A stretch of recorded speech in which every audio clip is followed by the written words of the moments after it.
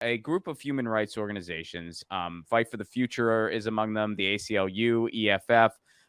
They're launching a week of action starting on July 20th to let Congress know that they can't pass these horrific bills. Because what's going on right now is that Congress is about to leave for recess. They're going to have their August recess coming up soon. That's why this action ends on July 28th, right before that recess. And they always have a bunch of must pass legislation. And what they'll do is they'll try to tack on some horrible bills to must pass legislation. Tale as old as time. And one of the bills that we know is for sure likely to be in there. They're still working all this out. And EFF is in Washington, D.C. right now with all the nitty gritty details. So it's changing by the hour. But what we know so far is that KOSA will likely be among these bills. KOSA is a bill. It's called the Kids Online Safety Act, which, of course, when you just say that out loud, who wouldn't be for that? Yeah, That sounds Ron, like a great don't thing. you care about children? Right, Ron? exactly. It sounds great. Here's what it actually does, though, Jeff. It blows a hole in encryption messaging. So it makes all of our DMs way more vulnerable online, which makes nobody safe. And it also gives... Especially journalists. Especially journalists, and it just gives overarching surveillance powers to bureaucracy and government. So this does not keep kids safe online. But Ron, I mean, look, I know conservatives are all about protecting children, right? So you'd think that Republicans would be all in favor of giving away their liberty in order to protect the children, right? Right. Yeah. Well, as long as it's not their liberty, they're fine with it. As long as it's just like young people's liberty or some of the most vulnerable groups, their liberty, then they're fine with it. In fact, recently the Heritage Foundation said the quiet part out loud. It basically said, yeah, we really want to push bills like this through so we can make it harder for transgender people to get the resources. Of course. What it's all about, man. And so, you know, these bills, and there's a number of them. The website badinternetbills.com, which of course I'll be plugging later because that's where the big call to action is for everyone. They sum up a lot of these bills. Bills like the Restrict Act, which was casually known as the Don't Ban TikTok bill, which banning TikTok would have just been on the list of terrible things that it would do. It would basically give the government full control over what apps you could and couldn't see and what news you could and couldn't see that comes from outside of the United States, because it messes with something called the Berman Amendments, which is how we're able to get information from other countries without any interference. So it blows a hole in that, which would make a scenario where Joe Biden or Donald Trump or whoever else could be president next would get to decide what news you could and couldn't see if it's from somewhere other than the United States. So perhaps even a news agency in another country that might be critical of, for example, American imperialism. Imagine, Jeff. Yeah, exactly. So interesting. Yeah, and then you have all these other bills, KOSA, which does not keep kids safe online. It actually makes their lives more difficult. Bills like the Earn It Act, which also blows a hole in encryption and makes all of our data more vulnerable. And you just see a lot of these bills or similar bills go into effect. You see some of these practices go into action, and you just see how terrible they are. And they don't make anyone safer. They just make the internet a more dangerous place, and they make it just more miserable for everyone. And it's just a surveillance hellscape, really. And these online surveillance tools are leading to terrible things like the transgender registry in Florida. Recently in Mississippi, they're now collecting information on anyone who gets abortion care or gender affirming care in other states. So, you know, the most vulnerable here is the LGBTQIA community, people of color, you know, Black people, women, women's also, rights, pregnant people. I mean, that is the most vulnerable groups here. And all of these bills are not about making anyone more safe online. It's all about just surveillance and authoritarianism, largely against these groups, but really against everybody online. So you talk about that, but so what you're saying though is basically these are private companies though, right? That can take our data and then give it to the government, right? Give it to law enforcement. Government, law enforcement, you name it. Yeah. I mean, and they're already doing that. Yeah, I mean, you covered. I'm pretty sure you covered this story at one point. I know I talked a lot about it when it happened, but Facebook was sharing DMs when it was in regards to a teenager that was trying to get abortion information. I believe Oh, it was that's in right. Nebraska, and they were desperate.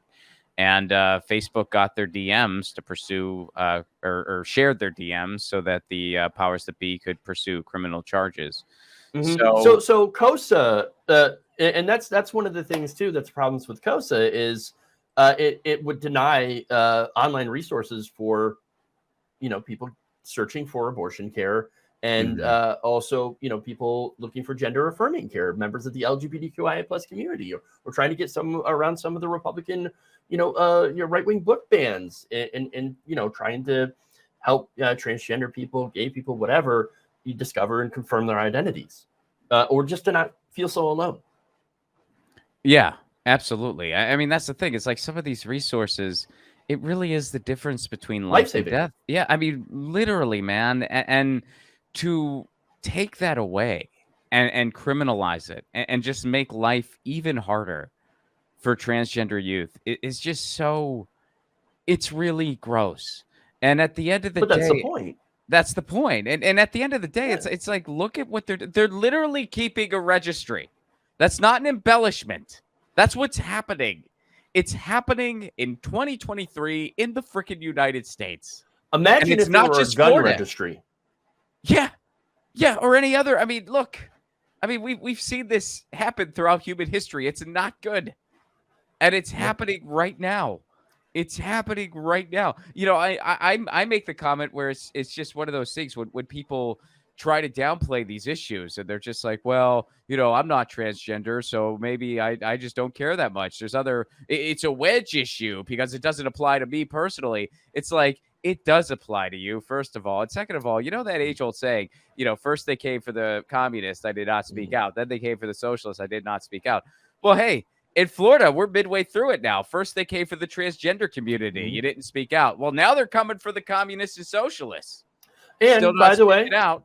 yeah, yeah, no, you're absolutely right. And also, again, if you're not in any one of those groups, well, if you like to perchance look at some racy images online, the and if you live in a place like Utah, for example, Right. with all these age gating bills that are being passed, where you have to, as an adult, present ID in order to look at your favorite, I don't know, adult websites, well, that's going to compromise your privacy, isn't it?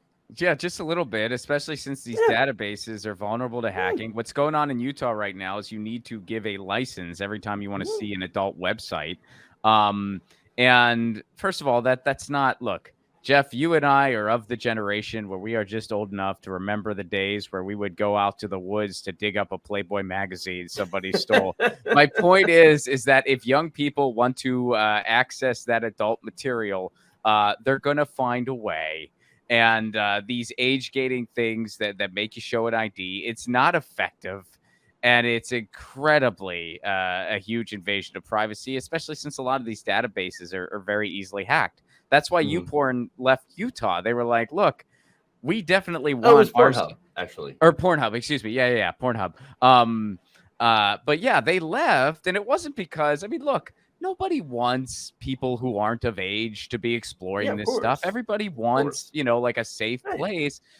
But that doesn't mean you enact these policies that doesn't help the problem, and it actually makes it worse, like this. And Pornhub just said, hey, look, this is putting a lot of pressure on us because this is not going to work. This is going to make people's information more vulnerable, which is going to make us more susceptible to lawsuits and whatever else. Mhm. We're out of Mhm. here. Yeah, We're I out of mean, here. imagine a Republican politician in some of their searches, which again, good for them, and doing whatever tickles your fancy, right? But some of the stuff that they might be into could cause some issues with their voters, so they might want to think twice about allowing this information to get out there to Mhm. average, to these companies, to law enforcement, and just to be leaked out by hackers who could use that stuff against them. Mhm. So yeah, I mean, it's like we're having this call to action because these are the moments where they try to push through these bills, and we know they're trying to push Absolutely. COSA through. I believe the other big one is Cooper Davis, which opens Mhm. the door for increased surveillance of messaging, and it also damages encryption. A lot of times they're going after encryption here. They really don't like encryption. They do not like encryption, which for anyone who may not know, encryption basically makes it's a thick layer of security for your direct messages across platforms. And They want to read your private messages, yeah, guys. This is about as dystopian as it gets. really is. And you know, do you really want the government to read your private messages? Again, you don't have to be doing anything illegal. This is not about like, are your private messages illegal or whatever. No, it's just about your personal privacy. And again, you could also,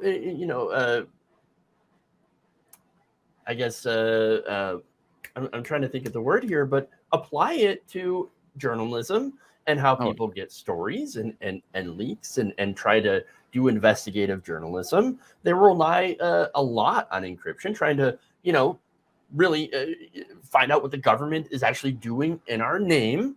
Okay. That would be a lot more difficult without this encryption. If the government could just find out where these leaks are coming from, and we wouldn't have people like Chelsea Manning or Edward Snowden that revealing these things that the government is doing yeah. without that. Yeah, absolutely. Absolutely, man. And yeah, and Julian Assange and Yeah, everyone yeah. else. I mean, and it's one of those things. So we're having this week of action starting Thursday, July 20th, and you can do it in the meantime too. It's not like but Thursday is when it's really go time.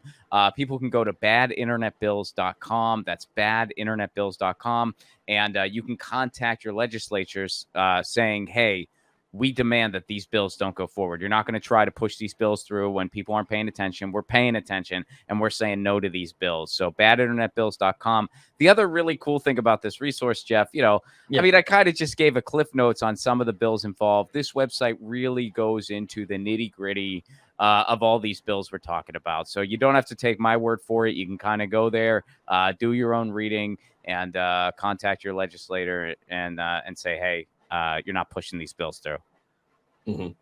Absolutely. Well, thank you, Ron. Thank you for giving us a synopsis and having this conversation and working with these groups to try to stop these just horrible draconian anti-freedom, anti-free speech, anti-privacy laws. I really appreciate the time. Yeah, thank you, Jeff. And if you don't mind, one more time, I'll just reiterate it, badinternetbills.com, and I'm sure the link will be in the description and stuff. And for any of your listeners who may be overseas, I'll be at the Edinburgh Fringe Festival in August 16th through 27th. I'll be in Edinburgh, and I'll also be in San Pedro, California, October 21st. Tickets and all information are at my website, ronplacone.com. And again, most importantly, badinternetbills.com.